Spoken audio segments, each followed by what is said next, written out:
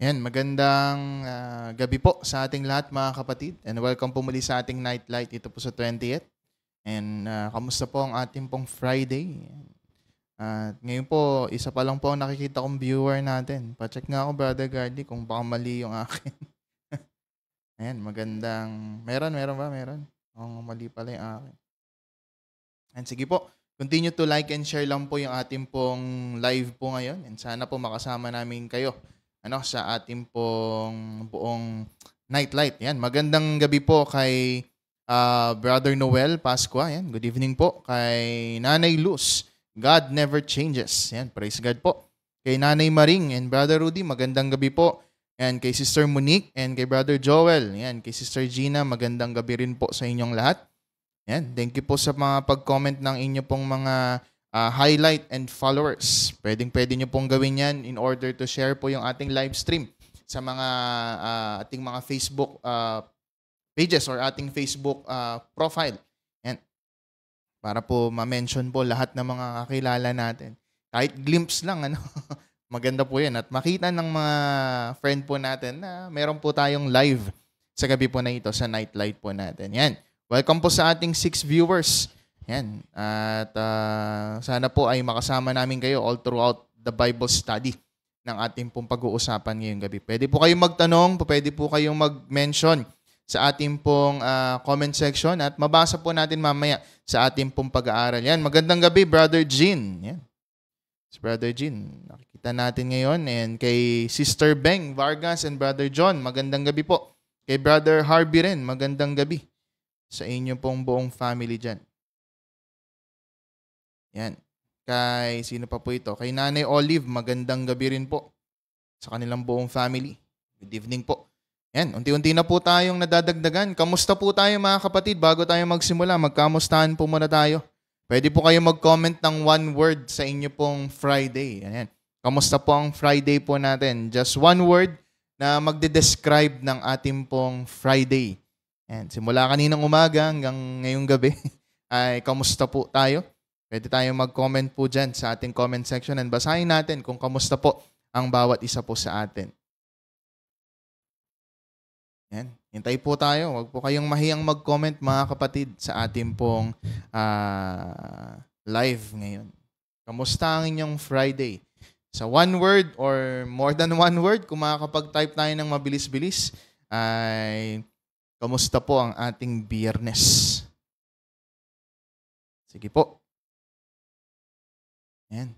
Mga nahihiya po yung ating ibang mga kapatid. Okay lang po yan. Huwag po kayong mahihiya. Sama-sama po tayo rito sa ating pong pag-aaral ng salita po ng ating pong Panginoon. Sige po, while waiting po sa ating mga comments, sa ating pong mga kapatid po sa pananampalataya, ay simulan na po natin ito sa pamamagitan po ng panalangin para po officially ma-start na po natin ang ating pong Nightlight. Let us all pray. Lord God, na lubos na makapangyarihan sa lahat, thank you Lord for giving us this night for us to have this Bible study online. And sana, Panginoong Diyos, ang hiling at dalangin namin, pagkalooban niyo po sana kami ng knowledge and wisdom and guidance ng Holy Spirit para po mas maunawaan namin ang inyong mga banal na salita na aming mapag-uusapan na makakatulong po sa amin para po mas makilala ka namin at mas lumalim ang relasyon po namin sa inyong Panginoon. Kayo na po sana pong bahala sa mga kapatid po namin na pauwi pa lamang po, makarating sila ng safe sa kanilang mga tahanan o makasama namin sila sa pag-aaral po ngayong gabi po na ito. And mas maintindihan namin to kasama, Panginoon, ang inyo pong banal na spirito na mangunguna sa bawat isa po sa amin. Lord, wag niyo pong hayaan na ang gawa ng kalaban na makasira, makagulo sa mga gawain. Sa gawain po na ito, Lord God, kayo po sana pong pamagitna ang pag-ibig at kapayapaan mo ang maghari sa buhay po namin. Pinupuri ka po namin, pinapasalamatan sa pangalan ni Jesus. Amen. Ayan, praise God po. Ayan, sabi po ng mga kapatid po natin, praise God, sabi ni, ayan, welcome po, Sister Gina. Yan, Sister Gina Datu. Kay Sister Beng, sabi ni Sister Beng, mainit pero masaya. Yan, praise God po. All glory po sa Panginoon. Thank you po sa pag-mention, Brother Noel. Ayan, ang dahil pong minention ni Brother Noel sa kanyang co-teachers niyo po ba ito? Hindi. Iba po nating mga kakilala. Yan, welcome po. Sabi ni Brother Noel, doing well po. Praise God po. At nasa mabuting kalalagayan po tayo. Sabi po ni Sister Monique, blessed. Yan, amen. Sana ay lahat din po tayo talaga ay nakakaranas ng pagpapala ng ating pong Panginoon. Sabi po ni Nanay Luz, God is good for me. Amen po.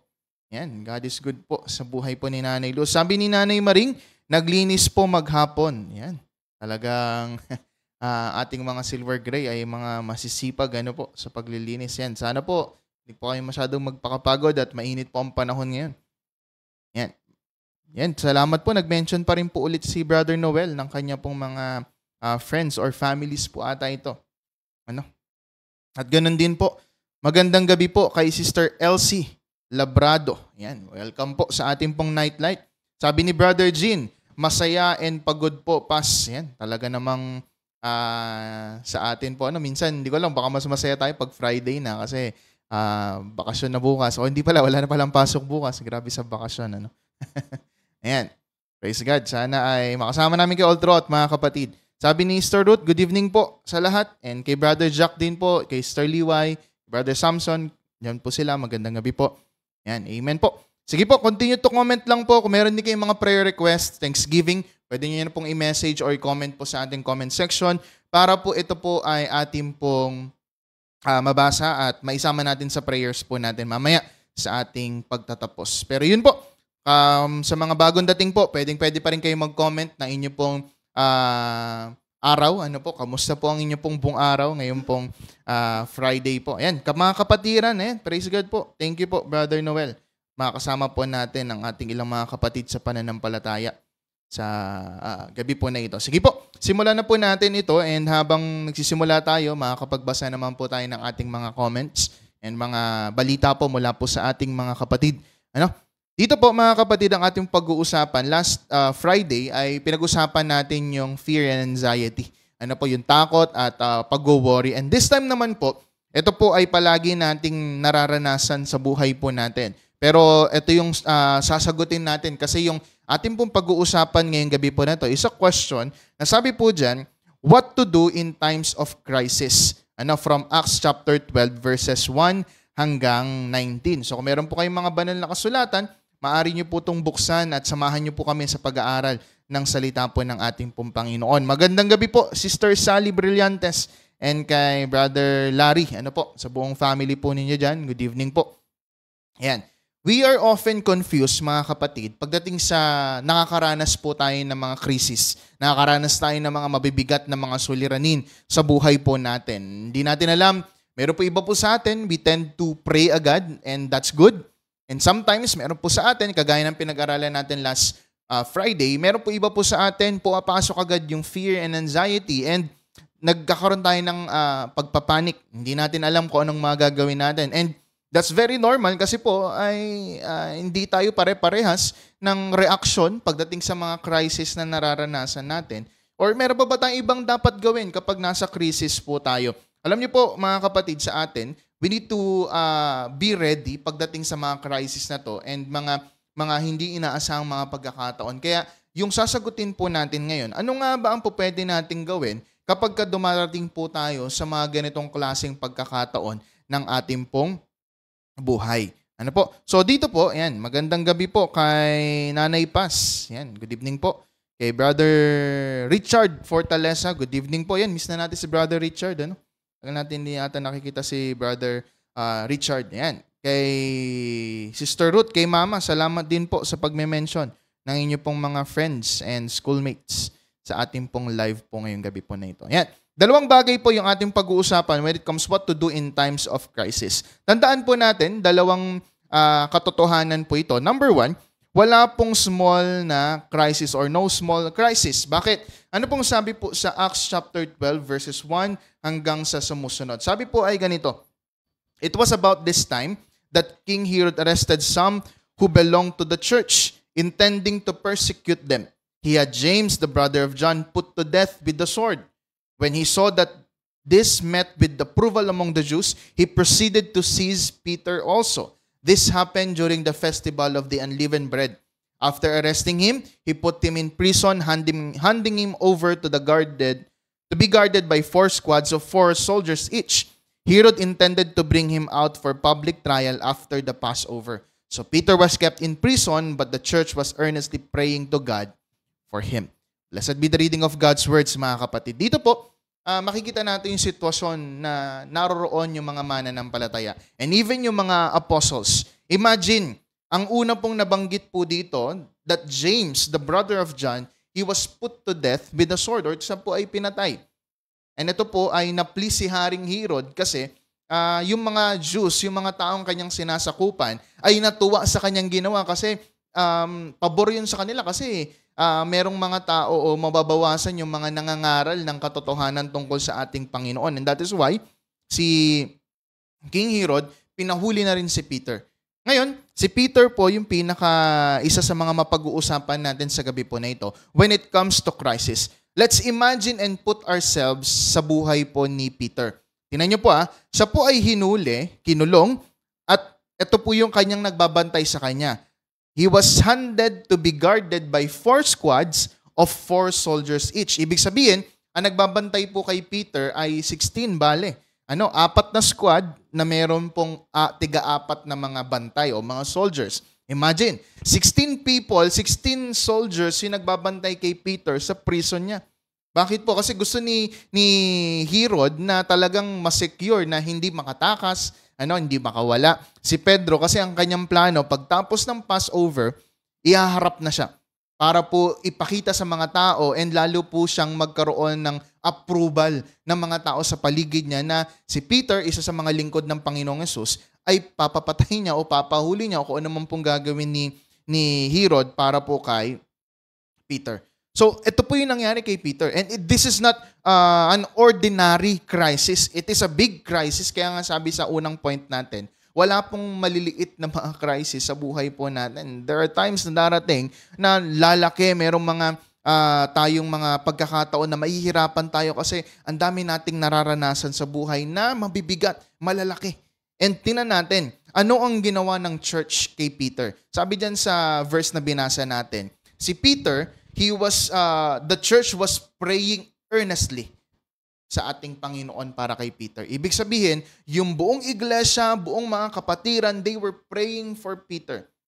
And this is what the church did pagdating po dun sa naranasan. Siyempre po, nabalitaan po ito. Ito po ay nangyayari sa buong mga kapatiran na nakita nila that they are being persecuted dahil po sa kanila pong paniniwala, pagpapalaganap ng salita ng ating pong Panginoon. And the church, they prayed specifically and earnestly para kay Peter.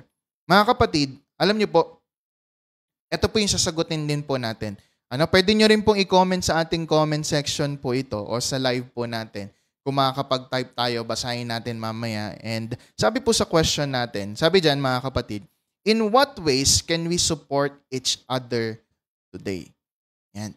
Sa pagkakataon po ba ngayon, sa nabasa po natin, kung ang church, they earnestly prayed for Peter. So tayo po ngayon, sa panahon natin, how can we support ang bawat isa?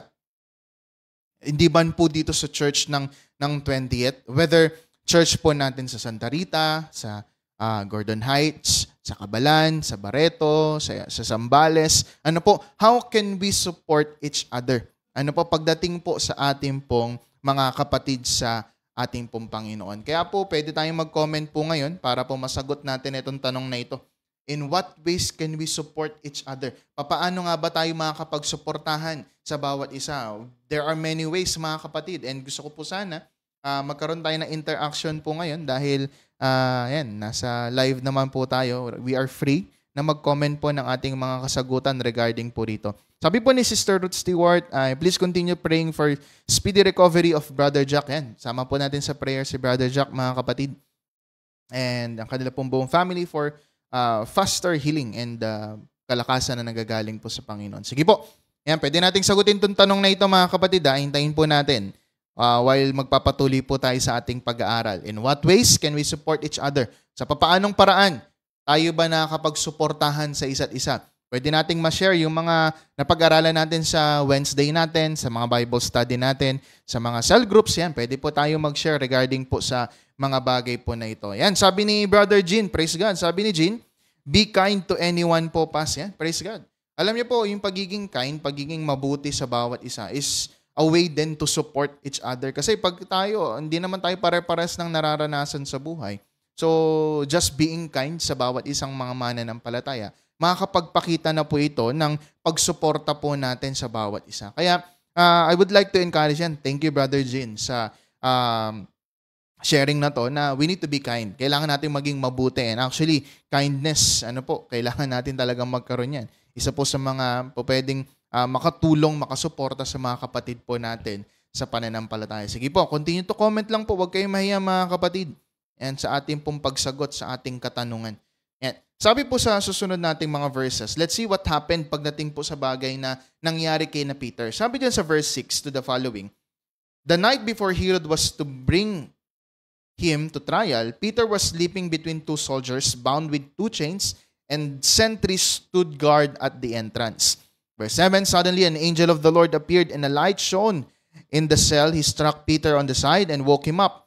Quick, get up, he said, and the chains fell off Peter's wrists. Then the angel said to him, put on your clothes and sandals. And Peter did so. Wrap your cloak around you and follow me, the angel told him. Verse 9, Peter followed him out of the prison, but he had no idea that what the angel was doing was really happening. He thought he was seeing a vision. They passed the first, second guards and came to the iron gate leading to the city. It opened for them by itself. And last verse po natin, verse 10, and they went through it. When they had walked the length of one street, suddenly the angel left him. Praise be to God po sa pagkabasa ng kanyang mga banal na salita. Yan. Bago po natin puntahan yan, meron po ang mga nabasang comment. Sabi po dito, magandang gabi po, Brother Dedicatoria. Yan. And sabi po ni Sister Beng, pray for each other. Yan. Amen po. Isa po sa po pwede nating magawa to support kagaya ng ginawa ng church kay Peter. They prayed for one another. And salamat po. Sama po natin sa prayer yung bawat isa po sa atin. Welcome po, Sister Rowena Baroga. Sabi po dito, si Brother Marvin Maravilla is watching with you. Praise God po. Welcome po sa ating pong nightlight. Sana po ay makasama namin kayo, matutunan natin ang salita ng Diyos ng sama-sama. Nakita niyo po yung binasa po nating passage, mga kapatid. Si Peter, gumawa ng paraan ng Panginoon sa pamagitan ng angel na pinadala niya para po pakawalan si Peter. Imagine, this is very parang, siguro kung i-imagine natin yung nangyari, parang sobrang cinematic po, parang movie.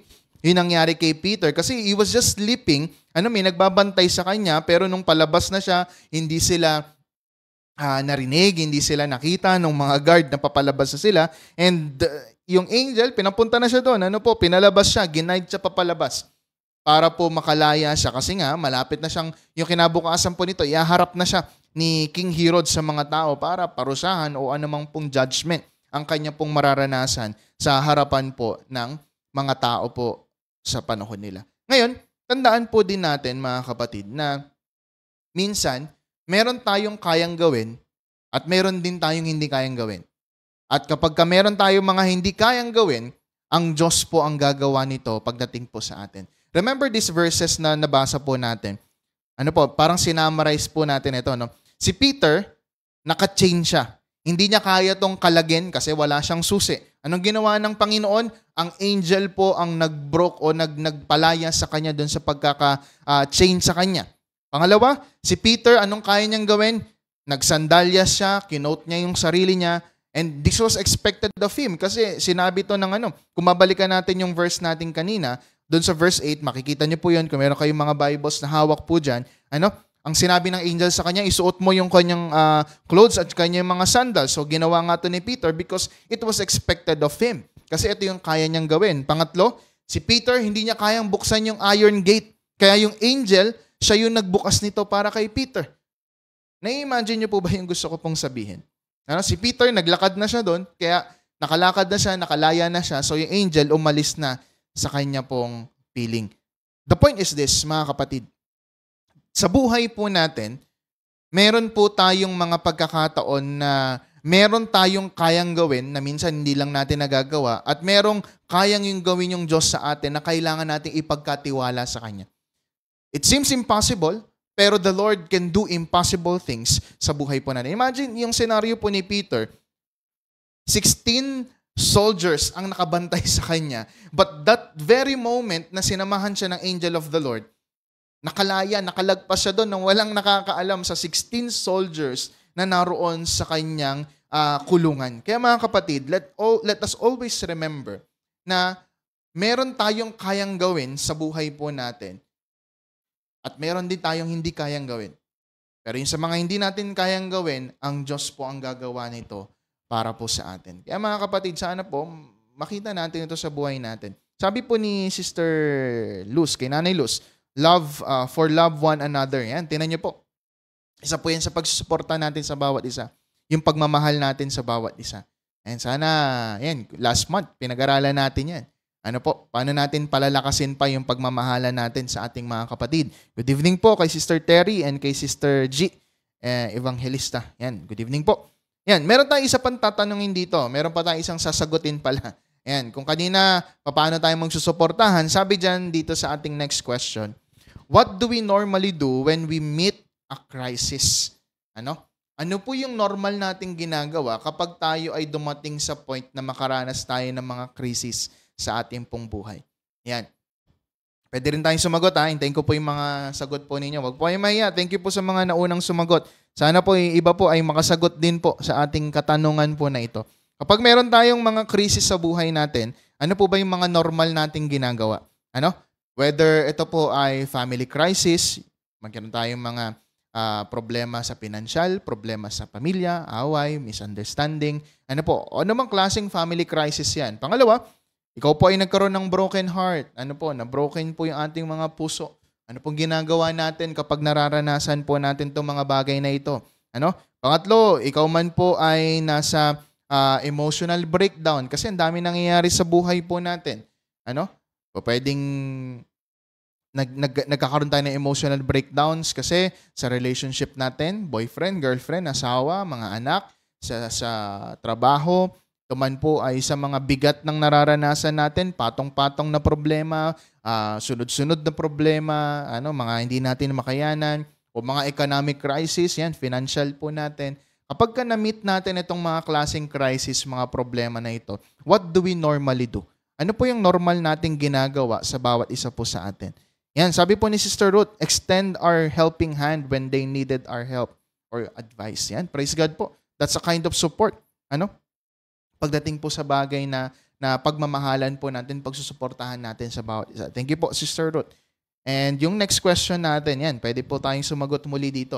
Ano po ang normal nating ginagawa bilang ikaw, bilang ako? Pagka dumadating po tayo sa mga krisis sa buhay natin?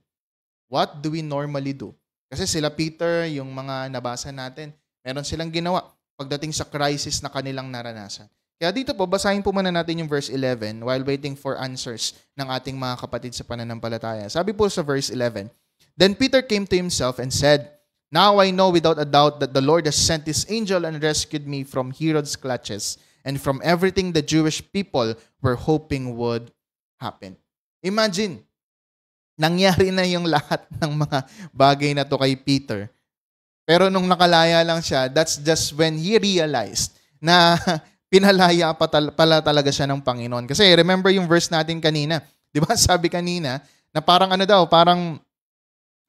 nananaginip daw si Peter. Yun yung kanyang pakiramdam. Kasi kahit ako rin naman, di ba parang may imagine mo, may liwanag na bababa sa'yo, the angel of the Lord, then lalabas ka na nakabantay yung mga soldiers sa'yo na alam mong hindi ka makakatakas, but nangyari yung mga bagay po na to. So parang late din natin marirealize na talaga palang kumikilos yung Panginoon sa ating pong lahat. Yan, meron po tayong mga kasagutan. Sabi po ni Sister Terry, nagpe-pray lang ng silent, kinakausap si Lord. Yeah? That's a good thing. Talagang kapag meron talaga tayong problema, hindi ko alam kung merong mga ganun gumagawa sa atin. Kunyari, nasa trabaho ka or na public place. Minsan, merong iba po sa atin, naghahanap talaga ng quiet place, quiet room, CR, or somewhere, na talaga makakapag-pray siya doon kasi nabibigatan siya sa nangyayari sa buhay niya. And that's very normal, mga kapatid. And thank you, Sister Terry, sa pagsagot po nito. Napakagandang bagay po niyan na ginagawa po natin. Sabi ni Brother Gene, ayan, first po, find a solution and be easy to ourselves and pray po. Yan, napakaganda. Minsan kasi, totoo yun, minsan hindi kasi solusyon yung nahanap agad natin. Minsan, namumroblema agad tayo na paano na to, paano na yan, paano ako, paano si ganito, paano ganyan. So, minsan nag-worry tayo, nafu-full tayo ng anxiety kagaya ng pinag-aralan natin last Friday. And we need to be easy. Sabi nga ni Brother Jean, na kailangan isihan natin yung sarili natin. Let's be calm. Kasi lagi naman pong may gagawin yung Panginoon sa buhay natin. And prayer din, syempre. And magandang gabi po kay Sister Marline and sa inyo pong buong family dyan sa Castillejos. Sabi po ni Nanay Paz, una humingi tayo ng guidance sa prayer, saka tayo gumawa ng ating part. Amen po. So napakahalaga talaga ng prayer pagdating sa mga crisis sa buhay po natin. Kasi we need wisdom. Kagaya po ng series natin all throughout this March, kailangan natin ng katalinuhan, karunungan na nagmumula sa ating Panginoon para po malaman natin, ma-discern natin, what do I need to do? What should I do? Ano pa yung mga hindi ko rin dapat gawin sa buhay ko regarding sa mga ganito pong mga pagkakataon. Ayan. Good evening po kay Nanay Alicia. Ayan. Si Brother Samson and Sister Liway pala ay nanonood kasama po natin. Welcome po sa ating pong Nightlight muli. Ayan, so napakaganda ng mga sagot ng mga kapatid po natin. Kaya yung iba, wag po kayong mahiyang mag-comment. Baka meron kayong ibang mga ginagawa. Siyempre, isang prayer, matik na yan. Baka meron pa po tayong ibang masishare. Para po maharap natin. Kasi yung response kasi natin sa problema, ito po yung pinakamahalaga. How should you respond sa isang problema? Hindi kasi lahat tayo. Talagang normal na darating yung problema but nagkakaroon tayo ng differences on how we face, how do we respond sa mga problema po sa ating pong buhay. Pangalawa, panghuli na ating pong pag-uusapan, kung walang mga maliliit na mga crisis sa buhay natin, tandaan din po natin ito. The second thing na dapat natin tandaan pagdating sa what do we need to do when it comes to crisis, we need to remember na wala rin pong maliliit na mga miracle. Okay? Wala pong maliit na miracle yung ating pong Panginoon. Basahin natin yung verses natin from verses 12 hanggang 19. Sabi po ay ganito. When this had dawned on him, he went to the house of Mary, the mother of John, also called Mark, where many people had gathered and were praying. Peter knocked at the outer entrance, and servant named Rhoda came to answer the door. When she recognized Peter's voice, she was so overjoyed, she ran back without opening it and exclaimed, "Peter is at the door." Verse 15, "You're out of your mind," they told her. When she kept insisting that it was so, they said it must be his angel. But Peter kept on knocking, and when they opened the door and saw him, they were astonished. Peter motioned with his hand for them to be quiet and described how the Lord had brought him out of prison. "Tell James and other brothers and sisters about this," he said, and then he left for another place. In the morning, there was no small commotion among the soldiers as to what had become of Peter. Verse 19, after Herod had a thorough search made for him and did not find him, he cross-examined the guards and ordered that they be executed. Ayan. Praise be to God po sa pagkabasa ng kanyang mga banal na salita. Imagine nyo po, talagang sobrang galing ng ating Panginoon that even the church, even his brothers and sisters in Christ, sila po ay sobrang na-overwhelmed, overjoyed. Or talagang nagulat sila na si Peter na pinagpe-pray lang nila ngayon, or that very moment, maririnig nila kumakatok at parang nagbabalita sa kanila na nakalaya na siya. Ito na yung nangyayari kay Peter. Kaya sa atin po, sana ay makita natin na wala ring maliit na miracle yung ating Panginoon sa buhay natin. Yan, magandang gabi po kay Nanay Christine. Sabi po ni Brother Ronald, always think of God first, asking for wisdom and guidance and help through prayer. Continuous prayer for my sister Rowella Inang Carmelita and all of our sick brethren and loved ones. God bless po. Sige po, sama natin yan sa prayer. Thank you po, Brother Ronald. Talagang put God first talaga pagdating sa mga crisis na nararanasan po natin yan. Pasama na lang ito, Brother Guardian. Yan. Sabi rin po ni Sister Marline, before tayo humawak ng mga gadgets sa morning, we have to pray first and God first in our heart. Yan.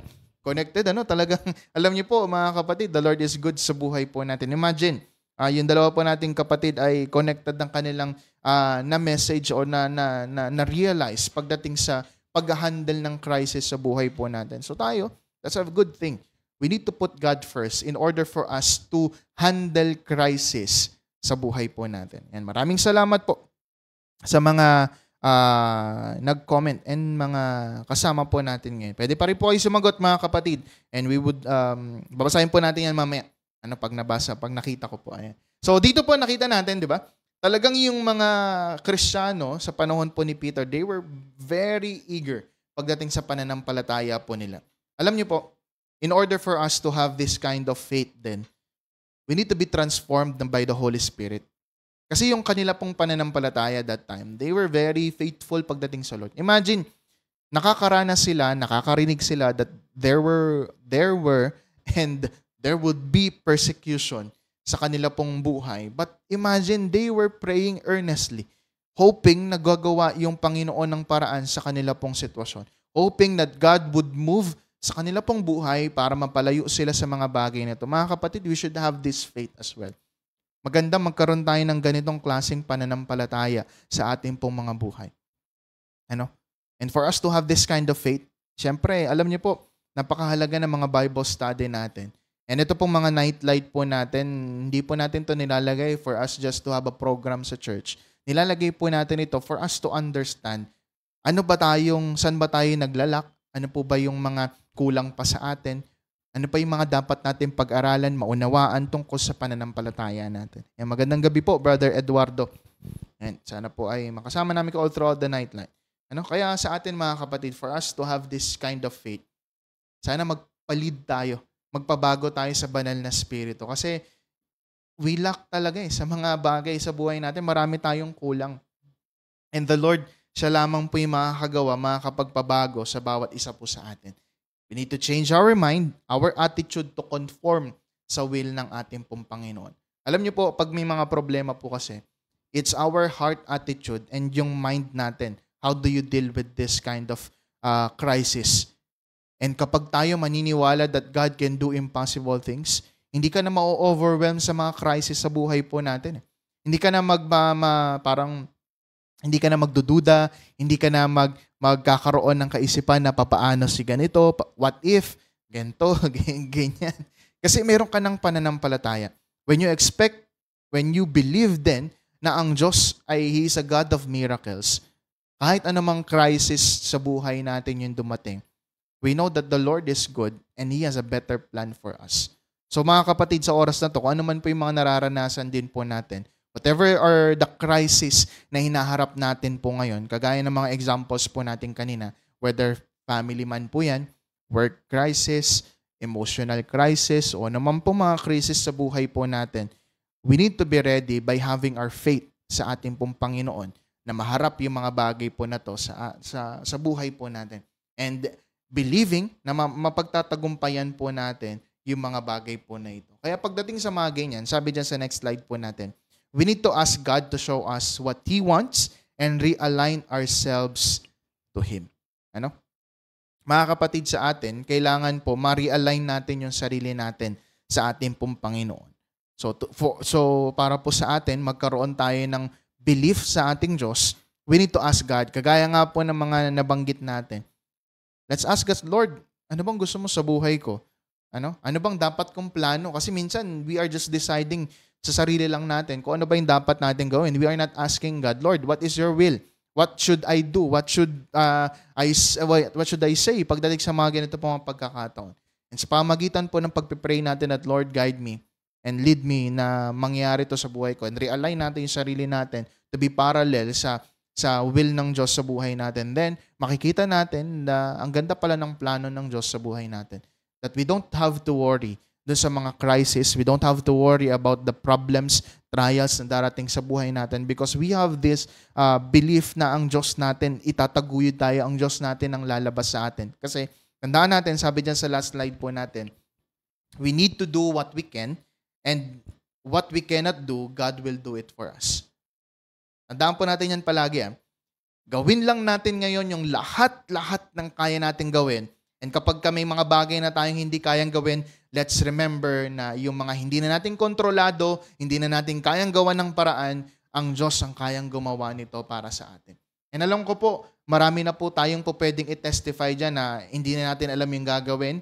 Parang we reach a dead end na sa buhay natin. Sa mga problema, dead end na, wala nang hope, wala nang way out, wala nang kahit ano. That's the moment na ipapakita sa atin ng Diyos na diyan tayo nagkakamali because God can make a way. Di ba yung kanta nga po na God will make a way? Parang bihira ko na lang yung naririnig ngayon.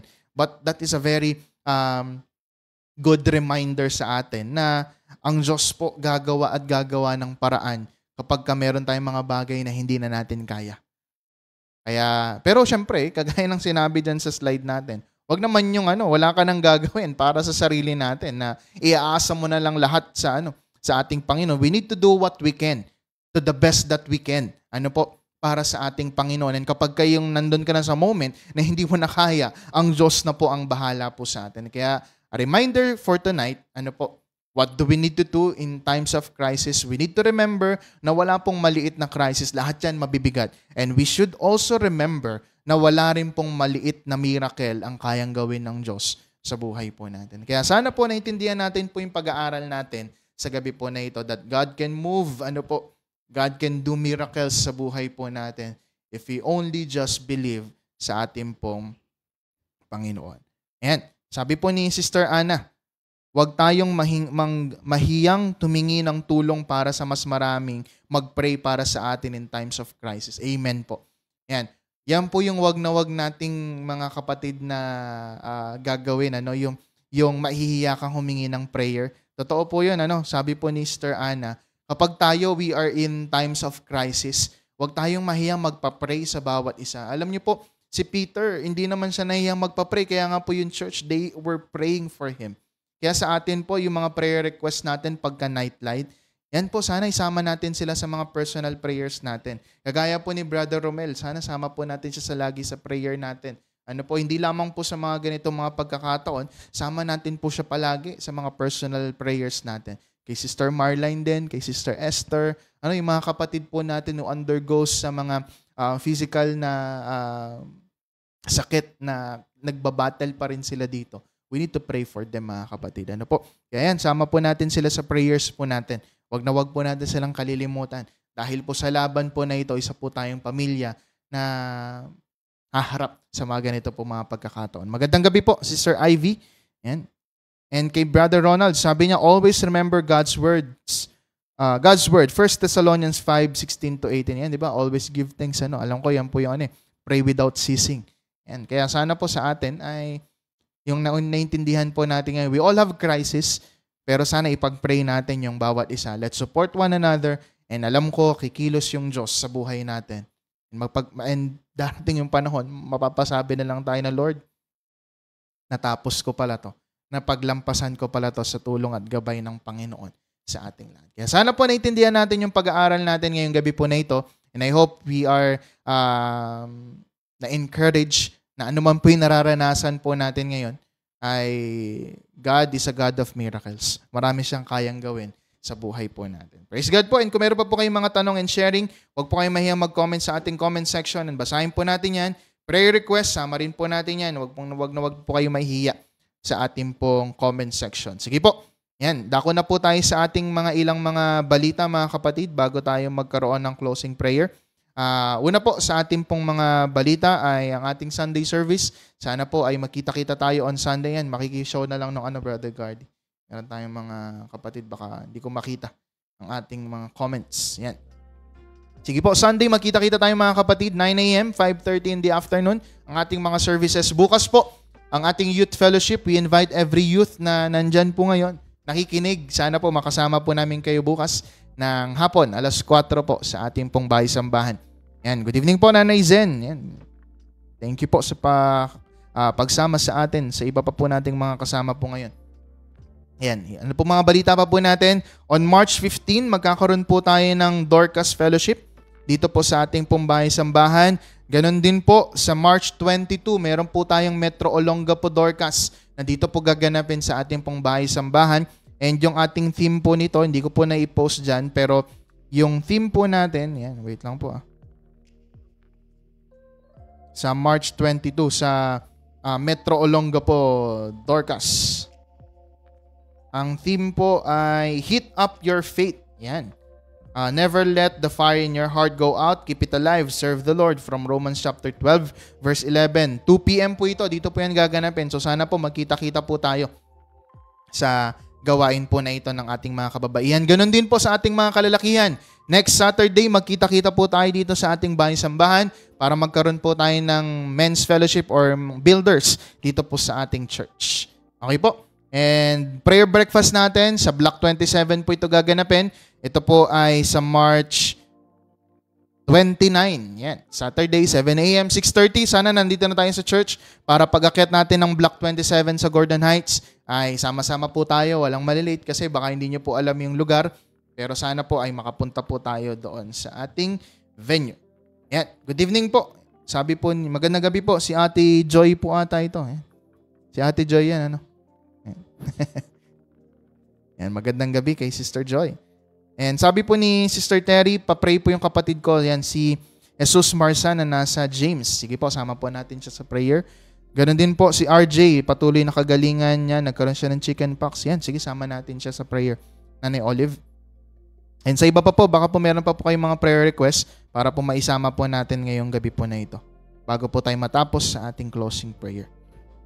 Yan yung mga pagpipray natin mga kapatid, ano po, para po maisama nyo rin po yung mga normal natin na every day nating pinagpipray yan kay Brother Romel Adriano, yan, para po maka-recover siya sa kanya pong battle po sa kanyang sakit. Ganon din po kay Sister Esther Esconde, kay Sister Marline, ano po, napatuloy pa rin po ang kanila pong mga dialysis, mga chemotherapies, yan. Pag-pray po natin ang mga kapatid po nating ito.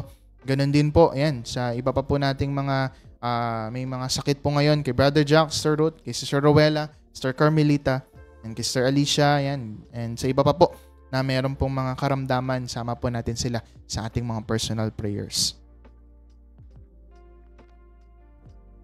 Sige po. Meron pa po tayong mga ilang minuto para maghintay para po sa ating mga prayer requests, mga kapatid po natin.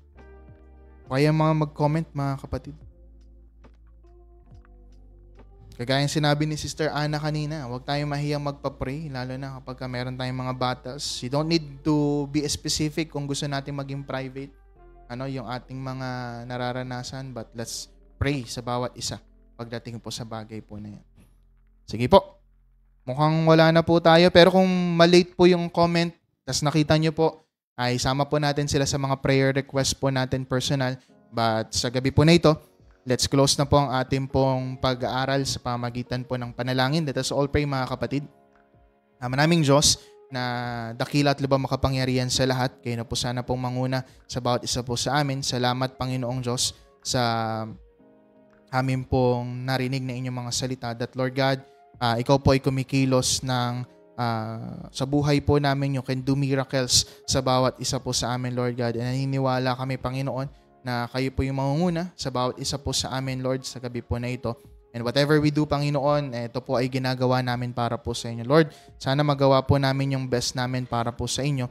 And naniniwala kami, Lord God, na sa gabi rin po na ito, amin po mga hinihiling at dinadalangin po sa inyo ngayon, Lord God. Yung mga kapatid po namin may karamdaman who are battling, Panginoon, sa kanila pong mga physical sickness, kay Brother Romel Adriano, kay Sister Marline, kay Sister Esther, Lord, i-bless niyo po ang mga kapatid po namin ito.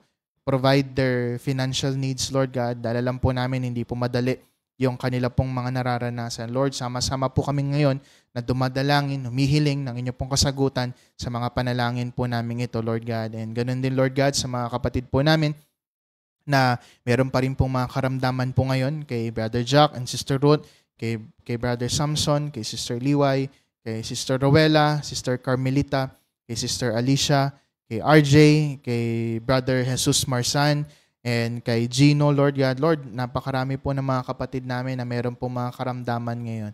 Kay Nanay Nildan, kay Brother Manny, Lord God. Lord, inilalapit po namin ang kanila pong mga buhay po sa inyo. Umaasa na sila po ay makakaranas ng kagalingan na nagmumula po sa inyo. Lord, let your will be done sa kanila pong buhay. And Lord, naniniwala kami na after ilang mga araw, makikita namin, Lord God, ang kagalingan na igagawad mo sa mga anak mo pong ito, and makikita namin silang malakas na makakapaglingkod, magpupuri sa inyo pong dakilang pangalan. Lord, maraming salamat po. And kung meron man po kami mga kapatid na hindi po namin naisama sa prayer, Lord God, ay kayo po nakakabatid po nito. Let your will be done, Panginoon, sa kanila pong mga buhay. And alam namin, Lord, na mga panalangin po namin ay binibigyan niyo po ng kasagutan sa mga pagkakataon pong ito. Kaya Lord, maraming salamat po. Kayo po sana ay kumilos, gumabay sa bawat isa po sa amin. Pangunahan niyo po ang aming pong buhay. Ingatan niyo po kami sa mga natitirang oras sa araw po na ito. And sana, Lord, bigyan niyo po kami ng kapahingahan para po bukas ay may kalakasan kami magagamit para po sa inyo pong paglilingkod po namin para po sa inyo. Lord, maraming salamat po. And let your will be done sa buhay po namin. Pinupuri ka po namin, pinapasalamatan sa dakilang pangalan ng aming Panginoong Yesus sa tulong at gabay ng Banal na Espiritu. Amen. God bless po sa ating lahat mga kapatid and see you po sa ating susunod na Nightlight.